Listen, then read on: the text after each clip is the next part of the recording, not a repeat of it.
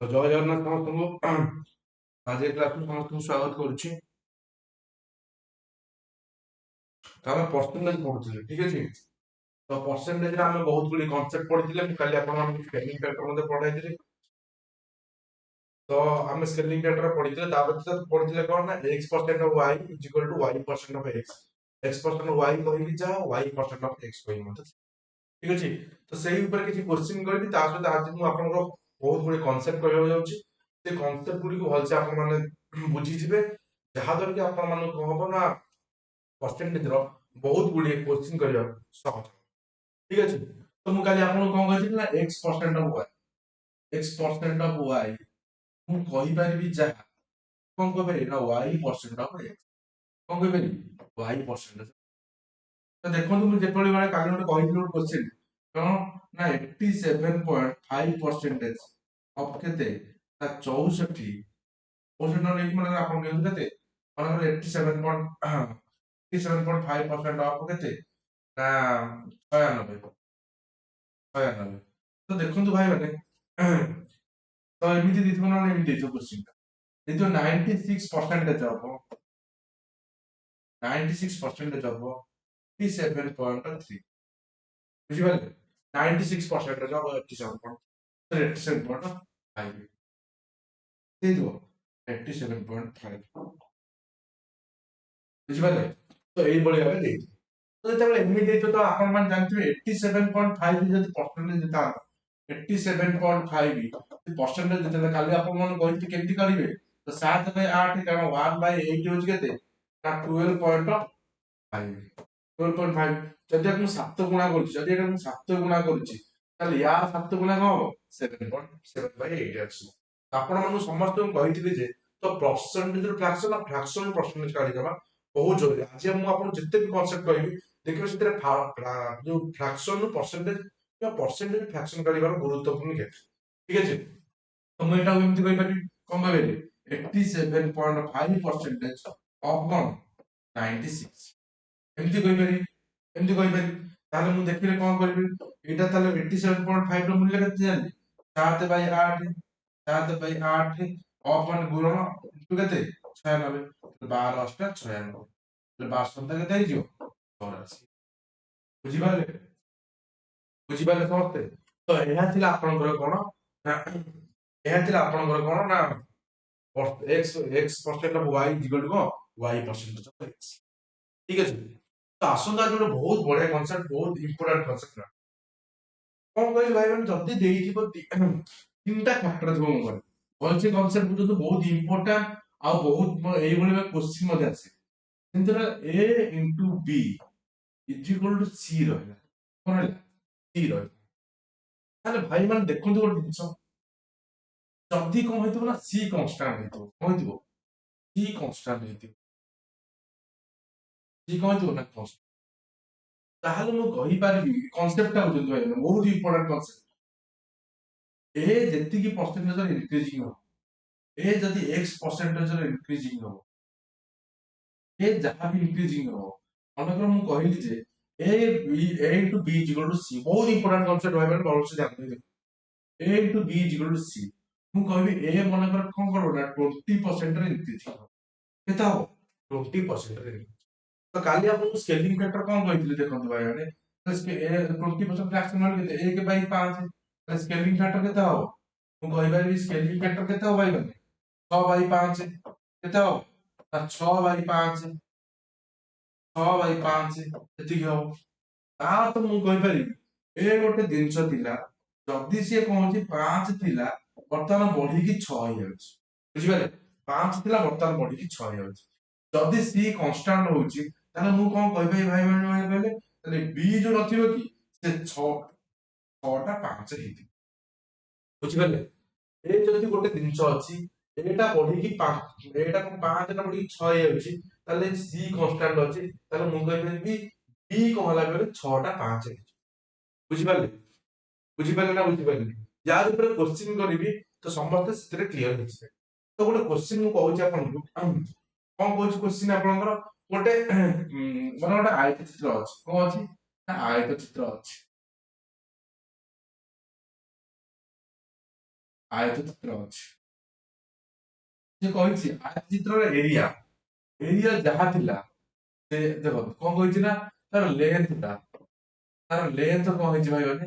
Length ମନେକର ବଢି ଯାଇଛି କେତେ ନା ଆପଣଙ୍କର ଲେନ୍ଥ ବଢି ଯାଇଛି ଆପଣଙ୍କର କେତେ କହିଲେ ଭାଇ ମାନେ ଲେନ୍ଥ ମନେକର ବଢି ଯାଇଛି ଆପଣଙ୍କର କେତେ ନା ଲେନ୍ଥ ବଢି ଯାଇଛି କେତେ 11.1/9%। ସେ କହିଛି ଯଦି ମୁଁ ଏରିଆକୁ ସମାନ ରଖିବାକୁ ଚାହିଁବି ଏରିଆ କଣ କରିବି ସେମ୍ ରଖିବାକୁ ଚାହିଁବି ତାହେଲେ ତା ବ୍ରେଥକୁ କେତେ କମେଇବି ତାହେଲେ ତା ବ୍ରେଥକୁ କେତେ କମେଇବି ତାହେଲେ ବ୍ରେଥରେ କେତେ ପରସେଣ୍ଟ ଡିକ୍ରିଜିଂ ହବ ବୁଝିପାରିଲେ। କୋଶ୍ଚିନ୍ଟା ଦେଇଛି ଗୋଟେ ଆୟତ ଚିତ୍ର ମନେକର ଅଛି ଏମିତି କୋଶ୍ଚିନ୍ ଆପଣମାନେ ଦେଖିଥିବେ ଗୋଟେ ଆୟତ ଚିତ୍ର ଅଛି ତା ଲେନ୍ଥ କଣ କହୁଛି ନା 11.1/9% ଇନକ୍ରିଜିଂ ହେଉଛି। ସେ କହୁଛି ତାର ଏରିଆକୁ ମୁଁ ସେମ୍ କରିବାକୁ ଚାହିଁବି ତାହେଲେ ତାର ବ୍ରେଥକୁ କମେଇବି। ତ ଭାଇ ମାନେ ଆପଣ ମାନେ ଜାଣିଛନ୍ତି କଣ ଜାଣିଛନ୍ତି ନା ଜାଣିଛନ୍ତି ଆପଣ ମାନେ କି କଣ ଜାଣିଛନ୍ତି ନା ଗୋଟେ ଆୟତ ଚିତ୍ର ଏରିଆ ଫର୍ମୁଲା କଣ ଏରିଆ ଫର୍ମୁଲା ହଉଛି ଲେନ୍ଥ ଇንଟୁ ବ୍ରେଥ କଣ ଅଛି ଲେନ୍ଥ ଇንଟୁ ବ୍ରେଥ ଆପଣ ମାନେ ଜାଣିଛନ୍ତି ତାହେଲେ କଣ କହୁଛି ନା ଏରିଆ ସମାନ ରଖିବାକୁ ମୁଁ ଯେମିତି ଏବେ କହିଲି C is equal to A into B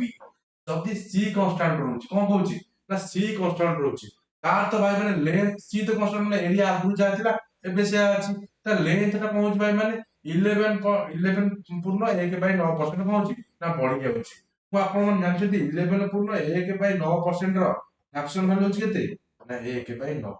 ତାହେଲେ ମୁଁ କହିପାରିବି ଏଇ ଯୋଉ ଲେନ୍ଥ ଟା ଯଦି 9 ଥିଲା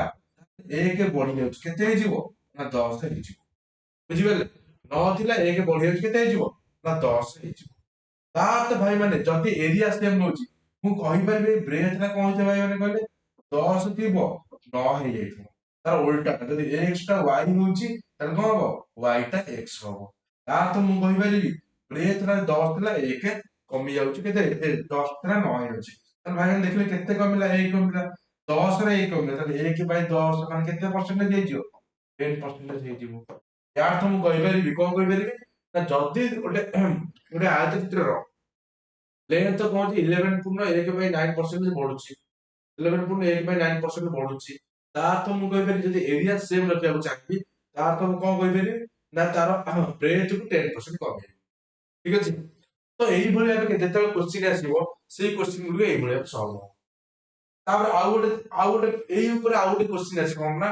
ପ୍ରାଇସ୍ ଆଉ କଣ ନା କ୍ୱାଣ୍ଟିଟି ହେଲା ପ୍ରାଇସ୍ ଆଉ କ୍ୱାଣ୍ଟିଟି ଦେଖ ମୁଁ କଣ କହିଲି ଭାଇ ମାନେ ଏକ୍ସପେଣ୍ଡିଚର କଣ କହିଲି ନା ଏକ୍ସପେଣ୍ଡିଚର ଏଇ ଉପରେ ଅଧିକ ତ କୋଶ୍ଚିନ୍ ଆସିବ ଏକ୍ସପେଣ୍ଡିଚର ଆପଣଙ୍କର ପ୍ରାୟ କଣ ହଉଛି ନା ପ୍ରାଇସ୍ ଇନଟୁ କ୍ୱାଣ୍ଟିଟି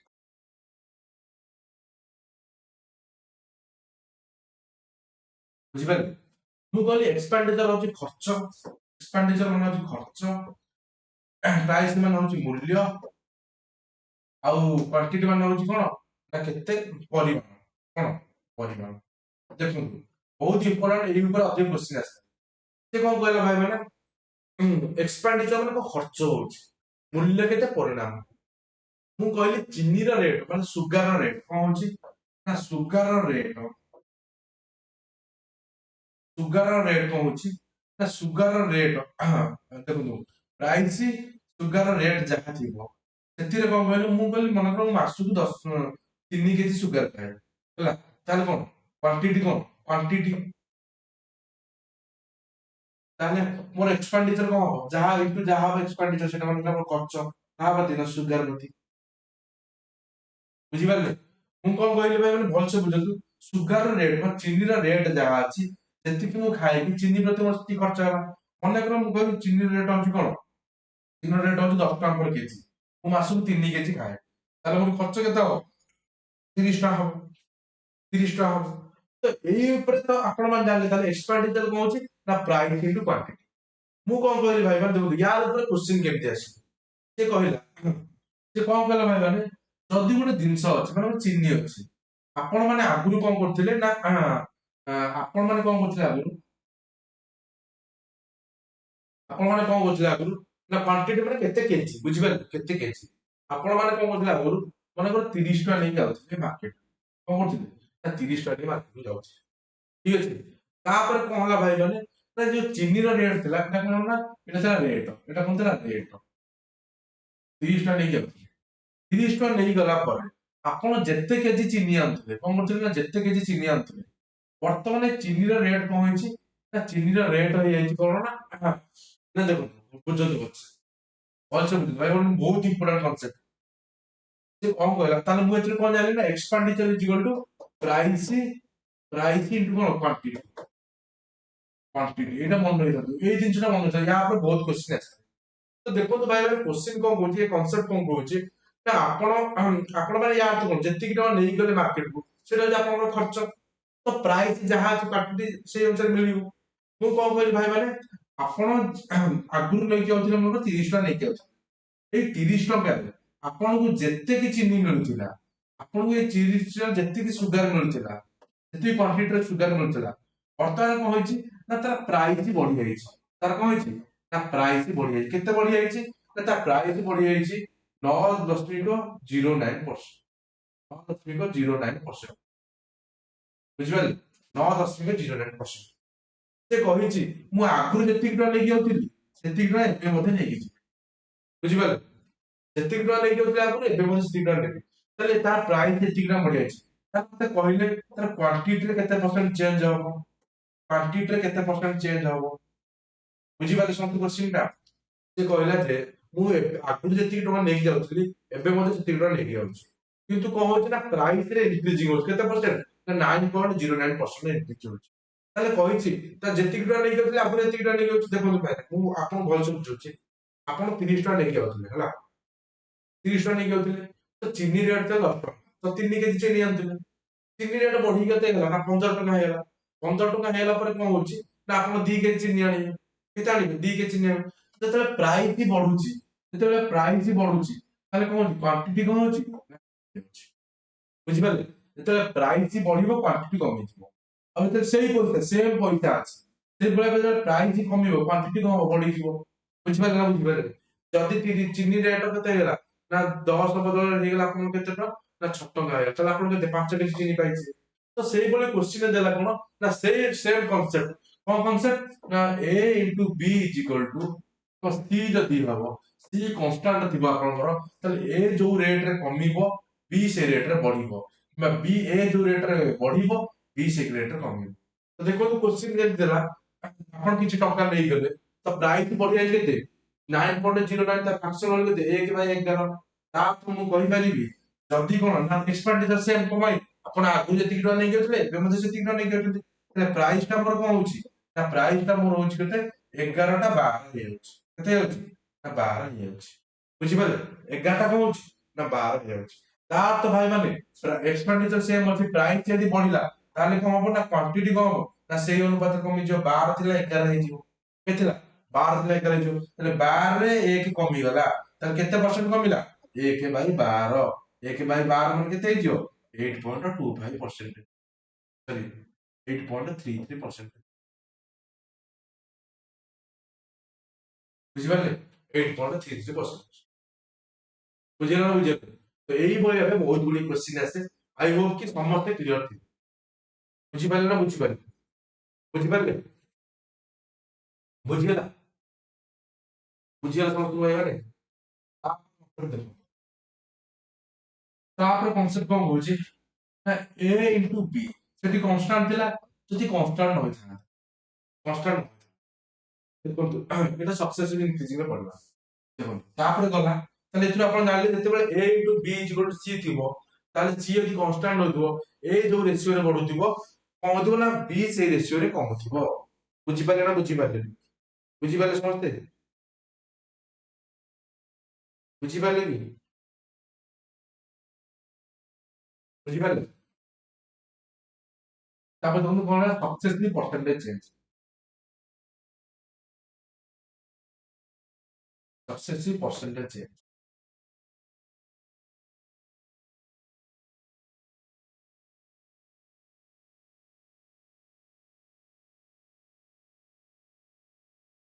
ଦେଖନ୍ତୁ କଣ କରେ ତାପରେ ଏଇ କନସେପ୍ଟ ଟା କହିଦବା ତାହେଲେ ମୁଁ କଣ କହିଲି ନା a into b is equal to c ହେଲା c ହେଲା ତାହେଲେ କଣ ହେଲା ଏମିତି ହେଲା ତ c କନଷ୍ଟାଣ୍ଟ ହେଲା ମୁଁ କହିବି ଯଦି a ଅଛି b ଅଛି ଆଉ c ଅଛି a into b is equal to c ହୁଏ ତାହେଲେ c କନଷ୍ଟାଣ୍ଟ ହୁଏ c କଣ କନଷ୍ଟାଣ୍ଟ ହୁଏ तार तो मुझे कहीपर जदि कह ए बढ़ला 10%, बी बढ़ला 20%, सी केते परसेंट बढ़ बुझिपारे सी केते परसेंट बढ़ तो ये तो आपन एक्चुअली कोन ना कहूची एटा आपन एक्चुअली कोन तो ताले मुझे देखो 10% फ्रैक्शन मान लेते 1/10, 20% फ्रैक्शन मान लेते 1/5, आ तो मुझे कहीपर 10 थिला ये हेगला केते ना 11, ये 5 थिला हेगला केते ना 6 हेगला, ए थिला एति की बी थिला एति बुझिपारे 5 था तार मु कोन सी ताले केमते ए इनटू बी तो 10 5 केते हेजो 85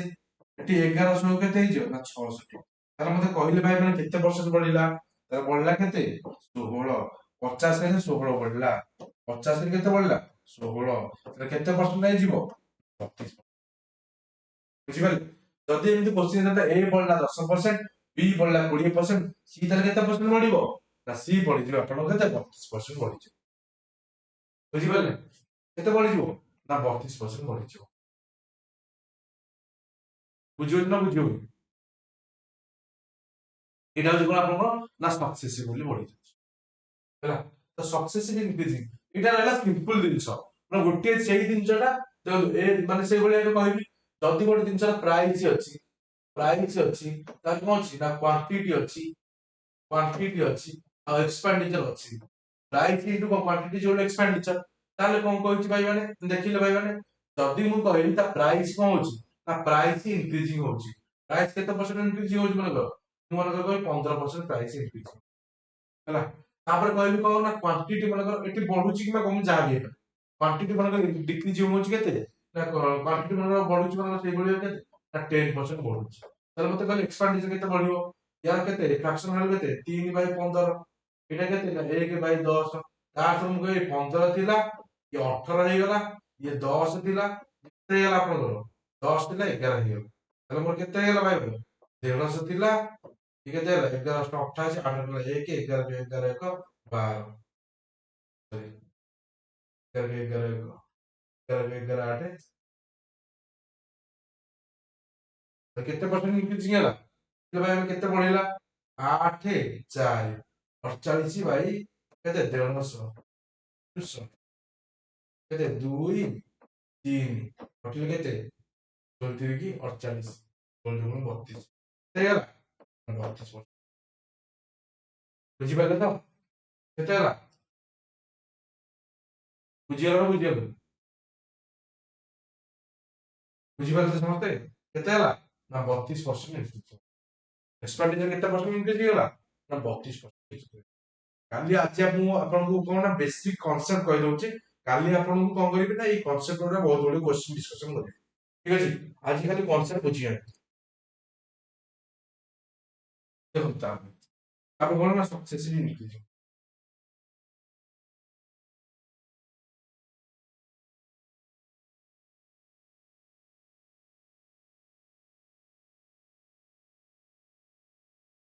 सक्सेसफुल परसेंटेज सक्सेसफुल माने कोन कहउची भाई माने देखो से कहला माने करो गोटे जिंस अछि कोन ना ए गोटे जिंस अछि से कोन ना प्रथम 10% बढ़िला तापर कोन ना तापर पुंजरे 20% बढ़िला बढ़िला पर से कहबी कि टोटल केते परसेंट बढ़िला बुझि पारे एटा सक्सेस माने बढ़िला परे पुनी थरे बढ़िला बुझि पारे ना बुझि पारे ताले भाई माने को एते गोटे जिंस कहबे एते डायरेक्ट तो फार्मूला अछि मने करे ये एठी कोन बढ़िला देखंतु मन करे मन कहला नै एठी x बढ़िला कि कहला ना y बढ़िला ताले मु जानि फार्मूला रे कहबि ताले कोन हबो ना बढ़िला किमा कहला प्लस और माइनस x प्लस और माइनस y तापर कोन हबो ना प्लस और माइनस x y बाय 100 बुझि पारले x और y बाय 100 एटा सक्सेस जदि आपण मान देखिबे टोटल केते पडला मु कहबे एठी बढ़िला माने प्लस कमिला माने होची माइनस बढ़िला माने प्लस कमिला माने होची माइनस ताले मु कोन कहबे ना 10 प्लस 20 ताले 10 गुणन 20 केते हिजो प्लस प्लस तो प्लस रह हिजो केते हिजो ना 200 डिवाइडेड बाय केते 100 ताले केते हिजो मोर 30 प्लस 2 केते हिजो ना 32% बुझिपारले ओभरऑल केते परसेंट बढ़िला 32% बुझिपारले केते बढ़िला 32% तो जदि मु एटा एमिति करि पारि न स्केलिंग फैक्टर मध्ये करि पारि तो स्केलिंग फैक्टर केमिति करि पारि त 10% मतलब फ्रैक्शन वैल्यू केते मु कहि पारि 10% ମାନେ फ्रैक्शन वैल्यू जे 1 बाय 10 तो स्केलिंग फैक्टर केते आसे 11 बाय केते 10 तो ए थिला वर्तमान 10% बोलला पर केते हिजियो 11 बाय 10 हिजियो केते हिजियो 11 बाय 10 हिजियो वर्तमान कोन हो पुन थरे कोन ना 20% बढ़ियो 20% बढ़ियो माने तार केते हो भाई माने 20% बढ़ियो माने 1 बाय 5 केते हिजियो 1 बाय 5 प्लस स्केलिंग फैक्टर केते हिजियो 6 बाय 5 तर जो नुआटा पुन थरे केते हो ना पुन थरे बढ़ियो 6 बाय 5 बुझिबाले केते ना 6 बाय 5 बढ़ियो बुझिला ना बुझिला समझते बुझिला तो ताहले देखंतु ताले बढ़िला पर टोटल एतिकी हो बुझिबाले मु যদি কইতাছি ওভারঅল কেতে বড়িলা না এতিকি परसेंट বড়িলা মু বড়িলা पर তা ভ্যালু কেতে তা ভ্যালু হଉଛି ইনক্রিজিং ভ্যালু হଉଛି এতিকি ହେଲା ଯଦି ଆପଣ ଡାଇରେକ୍ଟ କାଢିବେ ଏଠି କଣ କରିପାରିବେ ଏଠି କାଢିବେ ଏ ର କଣ 32% ବଢିଲା 32% ବଢିଲା ମାନେ କେତେ 100 ପ୍ଲସ 32% ଏଠି ବଢିଲା ତାର ନୂଆ ଭ୍ୟାଲୁ କେତେ ହେଲା 132 ବୁଝିପାରିଲେ 132% ମାନେ କଣ 100 ବଡ କେତେ ନା 132 ବାଇ କେତେ 100 এটা কত বল 4 গুণিত কেতে 4 3 কি 12 4 3 কি 12 4 গুণিত কেতে 25 কেতে হবো a ইনটু 33 বাই 25 বুঝিপারলে 33 বাই 25 এটা যদি ମୁଁ କାଢିବି ସେମିତି କଣ ହବ ଏଠି ରହିଲା 2 ରହିଲେ 3 ଏଠି 2 ରହିଲେ 5 ତ କଣ ହବ a ଇନଟୁ 33 ବାଇ 25 ବୁଝିପାରିଲେ a ଇନଟୁ 33 ବାଇ 25 क्लियर ସମସ୍ତେ ଭାଇ ମାନେ क्लियर ସମସ୍ତେ क्लियर ତ ସମସ୍ତେ ବୁଝିଗଲେ ସମସ୍ତଙ୍କୁ ଭାଇ ମାନେ ବହୁତ ବେସିକ ଜିନିଷ ଗୁଡିକ ଏଗୁଡିକ ଆପଣ ମାନେ ଯଦି ବେସିକ ଜିନିଷ ଗୁଡିକ ନ ବୁଝି ପାରିବେ ତାହେଲେ ଯୋଉ ପରସେଣ୍ଟେଜ ର କୋଶ୍ଚିନ୍ କରିବା ଆପଣ ମାନଙ୍କର କଣ ହବ ନା କଷ୍ଟ ହବ ବୁଝିପାରିଲେ ନା ବୁଝିପାରିଲେ ତ ଆଜି ପାଇଁ ବେସିକ ଜିନିଷ ଏତିକି ଥାଉ ଆଉ ଆପଣ ଆଜି କନସେପ୍ଟ ଜାଣିଲେ ତ କାଲି ମୁଁ ଆପଣଙ୍କ ପାଇଁ ବହୁତ ଗୁଡିଏ କୋଶ୍ଚିନ୍ ନେଇକି ଆସିବି ସେ କୋଶ୍ଚିନ୍ ଗୁଡିକ ଆମେ କାଲି ଡିସ୍କସନ କରିବା ଠିକ ଅଛି ତ ଆଜି ପାଇଁ ଭାଇ ମାନେ କ୍ଲାସ ଏତିକି ଥାଉ ଆଜି କେବଳ କନସେପ୍ଟ ପଢିଆ ଗଲା ଆଉ ମୁଁ ଆପଣଙ୍କୁ ଧ୍ୟାନ ଦଉଛି ଯଦି ଆପଣ ମାନେ କନସେପ୍ଟ କିଛି ବି ଡାଉଟ ଥାଏ ତାହେଲେ ଆପଣ ମାନେ କମେଣ୍ଟ କରିପାରିବେ କିମ୍ବା ଆମ ଯୋଉ ଡେସ୍କ୍ରିପସନ ଦିଆଯାଇଛି ଯୋଉ ଟେଲିଗ୍ରାମ ଗ୍ରୁପ ସେଥିରେ ଜଏନ୍ ହୋଇକି ଆମକୁ ମଧ୍ୟ ମେସେଜ କରିପାରିବେ ତ କାଲି ଆମେ କଣ କରିବୁ ନା କାଲି ଆମେ ସେ ଯୋଉ କୋଶ୍ଚିନ୍ ଡିସ୍କସନ ବେଳେ ଆମେ ଏ କନସେପ୍ଟ ଗୁଡିକ ଆଉ ଥରେ ଭଲସେ କ୍ଲିୟର କରିବାକୁ ଟ୍ରାଏ କରିବୁ ଠିକ ଅଛି ତ ସମସ୍ତଙ୍କୁ ଜୟ ଜଗନ୍ନାଥ ଆଜି ପାଇଁ କ୍ଲାସ ଏତିକି ଥାଉ ସୁପ୍ରଭାତ